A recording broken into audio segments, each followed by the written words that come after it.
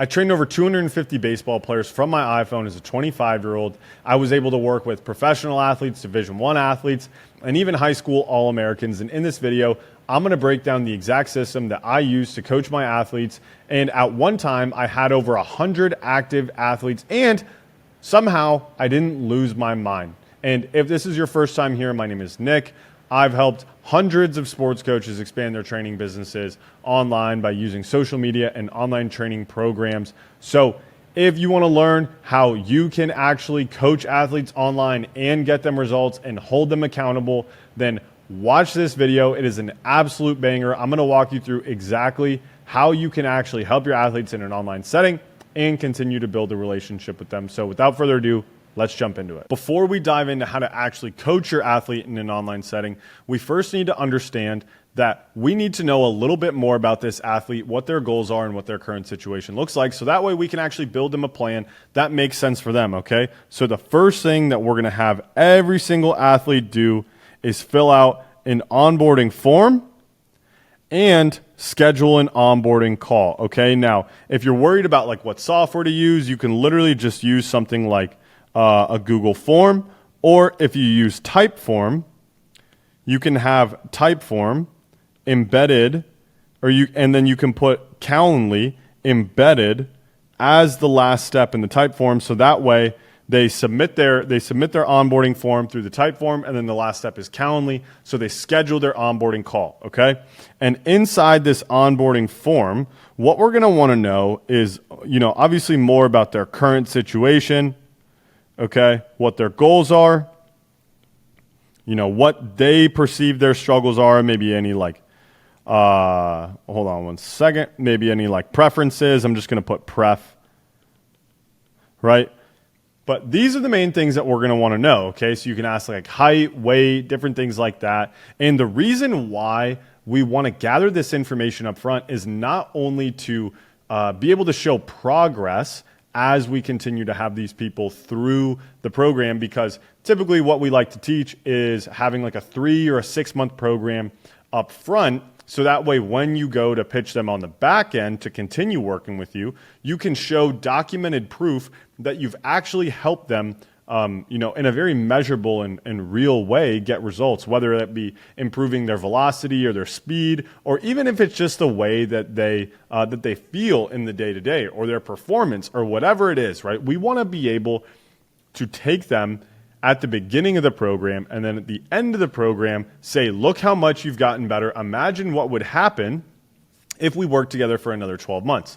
You would get so much better. It makes the back-end sale, okay, it makes the retention way better if we have an onboarding process like this, okay? So if you run a facility, for example, you should be running an assessment as part of your sales process, right? This is after they buy. You have the assessment, and you can basically set some baseline and some targets, moving forward with the program, okay? So we're going to ask, height, weight, different things like that. It depends on, the type of coach and what sport you coach, things like that.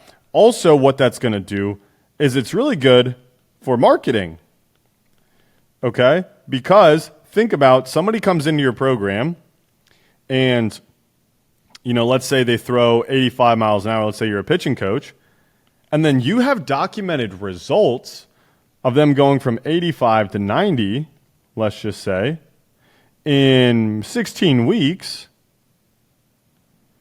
I mean, that's pretty good, right? And you have proof, and the athlete is saying it, right? So typically we're also going to have video in here as well of, whatever skill we're trying to improve. I'm going to use a pitcher, for example, because that's what I did. We would get video on the onboarding form, and we would get, their velocity, what their goal velocity was, what they tried in the past, all this different type of stuff. But just all this information, so that way I can know, number one, who is this athlete psychologically? What have they tried? Where are they at physically? Do they have any injuries? Things like that. But I just really, really, really want to understand this athlete, okay? And then on the onboarding call, what I would do, okay, on that onboarding call, what I would do is I would figure out, okay, where are you right now? Where do you want to go? And then create the plan to help them get there. live on that call, okay? And I'm using, obviously, the onboarding form to be able to do this, but I'm having a very structured conversation, similar to the way that I teach sales, right? Where are you right now? Where do you want to go?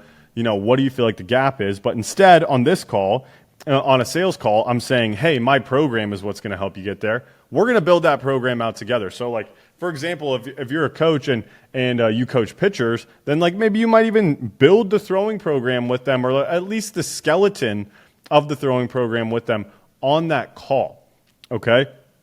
You don't have to put together the entire thing, okay? You just want to make sure that, you and them are on the same page about where you want to get in, let's say 12, 16, 24 weeks, okay? It's also very important that we set proper expectations, okay? And I cannot stress this enough because there are so many parents out there, and it's not really their fault. They just don't know. They've never had the expectation set, that think that they can jump into a program and all of a sudden, after 16 weeks, their son is going to be a Major League Baseball player. And it's like, yo, that's just not the reality, right?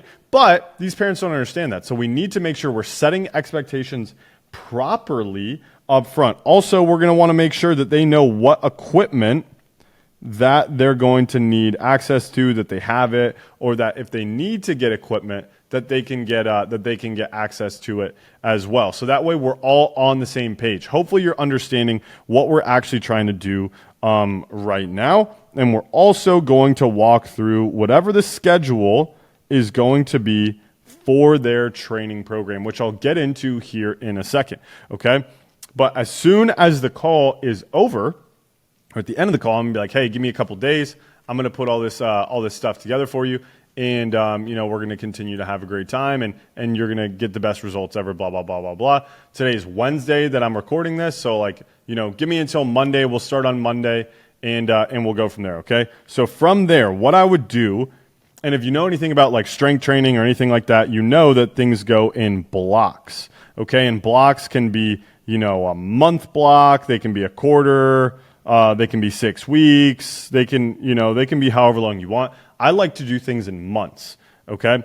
And so what I would do is I would build them out a program that every single day they would have, and these squares represent their daily program, okay? So let's say I had 2 off days for them, and this is why the onboarding call is so important. So that way I know what their schedule is, right? I know what their schedule is, so that way I can program them out properly. Okay, let's say there's 5. Let's say there's 5 days in the week. There's 5 days in the week, and let's say they're going to take weekends off, or they got games, or whatever. Right?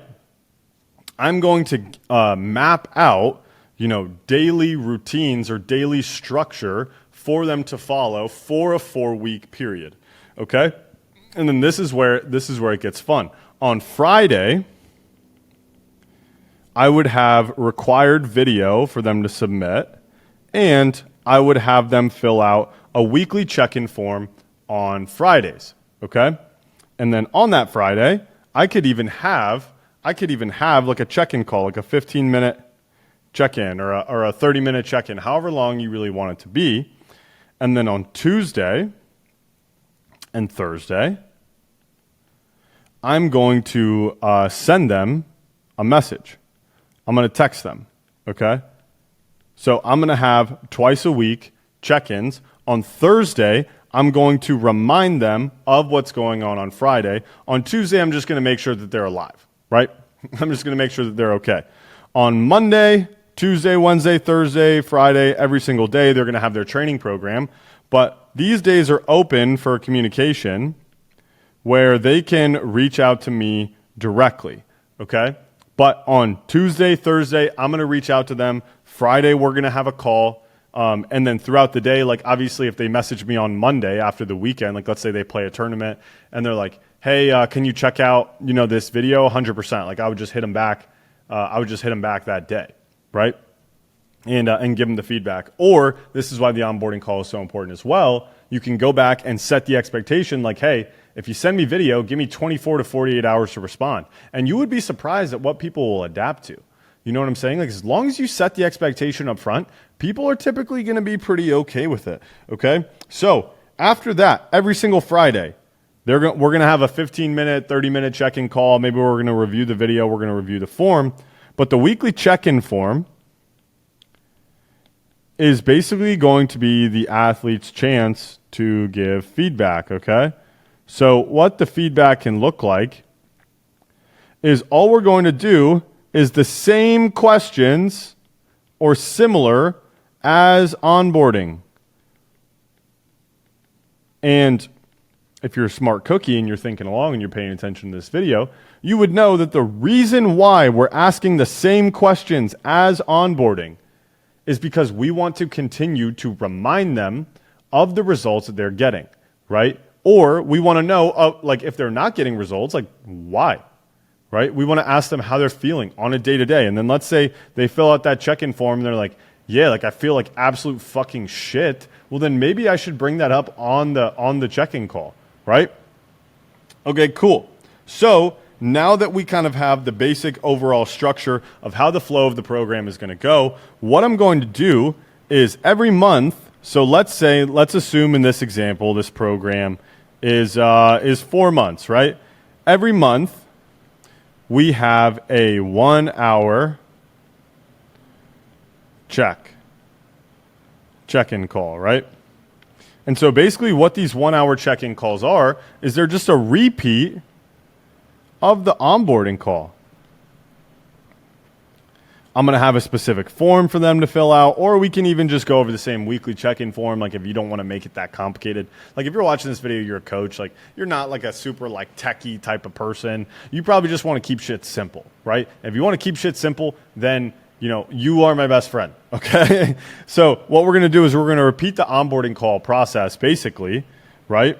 To where all we're going to do is just figure out, like, are we on track to hit your goals? Do we need to change your plan, right? Different things like that. And then obviously, if we need to change the plan, if we need to progress it, then we can address it on that call. But typically, athletes aren't really going to make a ton of progress, especially if they're more advanced, if they're switching things up all the time. Right? They typically need to follow like a similar structure or a similar plan for an extended period of time in order to really see results. So really the way I would treat like the month 1 or even month 2 check-in call is basically just making sure that like nothing is totally drastically wrong and that they're actually making steps in the right progress.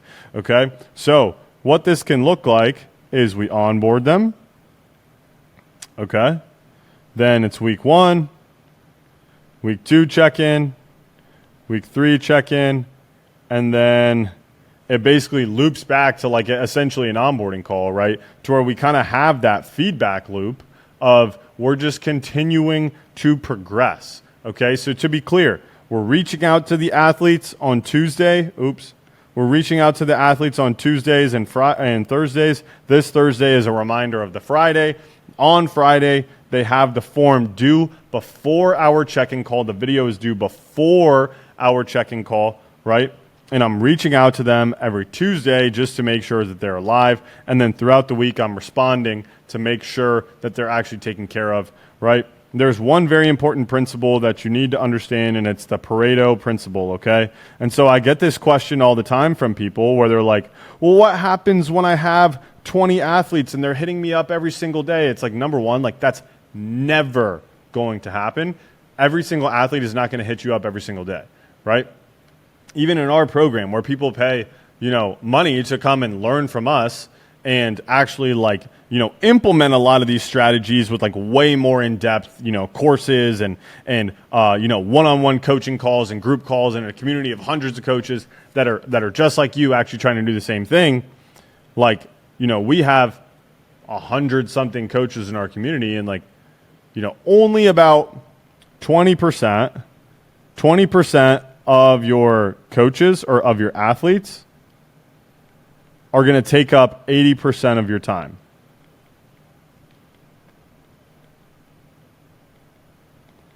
And this principle holds true for anything in your life, right? But 20% of your athletes are going to take up about 80% of your time. Most of your athletes are going to be pretty cool, but you'll have that one athlete that just hits you up every single day. Hey, can you check my video? Can you check my video? Can you check my video?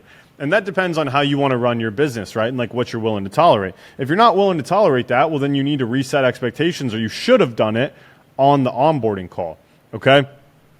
But The reality is that, this is the exact system that I used to train about 100 athletes at a time because I had it so dialed in, okay?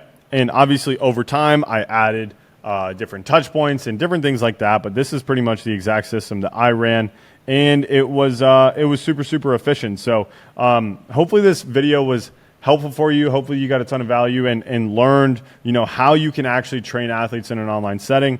To be clear, like this is something that obviously would be a lot easier if you had online training software that you could use or anything like that.